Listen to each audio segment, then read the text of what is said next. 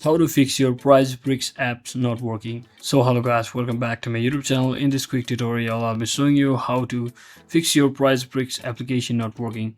So if you're also facing such a issue, then what you need to do first is just head over to any of your settings, whether you're using Android or iPhone. And once you head over to your settings, scroll down and find the apps section, or just locate the application. So in this case I'll just show you from this example, because in my region Prizepicks application is not available. So once you are inside the Prizepicks application settings, just tap on this and simply click on storage option and just click on clear cache. And once you clear cache, just try to restart the application.